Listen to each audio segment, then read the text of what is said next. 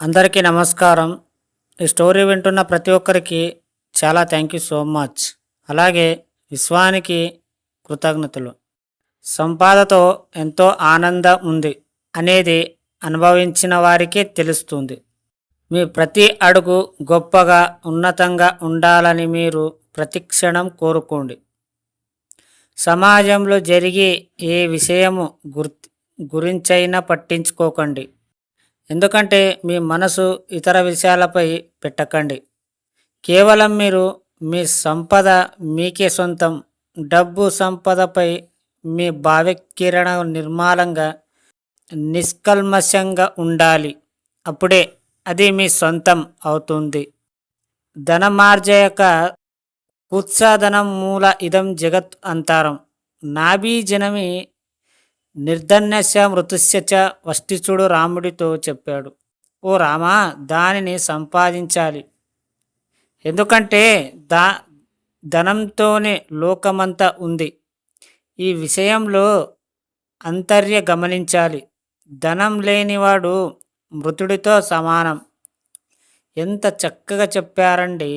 నిజంగా ధనం లేని జీవితాన్ని పొరపాటున కూడా ఊహించకండి. కుబేరుడు ఒక్కసారి ఊహించినందుకే కుచేలుడిగా జన్మించాడు. అందుకే ఏది ఊహిస్తే అది ప్రకృతి నిజం చేస్తుంది. ఎల్లప్పుడూ భాగ్యము, సంపద పదాల్ని చెబుతూ ఉండండి. అద్దం ముందు నిలుచుని ఉన్నప్పుడు మీ ప్రతిబింబానికి చెప్పండి, I am the rich always. నా దగ్గర చాలా సంపద ఉంది. ఈ ప్రపంచంలోని కుబేరుల్లో నేను ఒక్కన్ని. నేను నా సంపదని, దానాన్ని నిరంతరం ప్రేమిస్తున్నాను. నాకు డబ్బంటే చాలా ఇష్టం.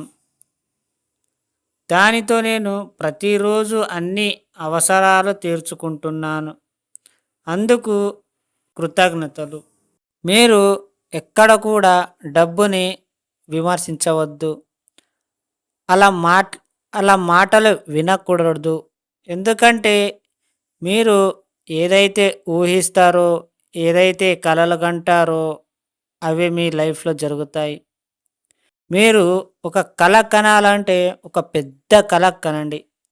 కల కనడానికి ఏమీ ఖర్చు అవ్వదు. అట్లీస్ట్ కలన కనండి. ఎందుకంటే ఆ కలలోనైనా సంతోషపడతారు. చిన్న చిన్న అవసరాలకు సరిపడే కలలు కనకుండా పెద్ద కలను కనండి. Big dream. అది ఎట్లా ఉండాలంటే మీ జీవితం లైఫ్ లాంగ్ సెటిల్ అయ్యే ఉండాలి. ఆ విధంగా కనండి. మీకు సంతోషం ఇస్తుంది.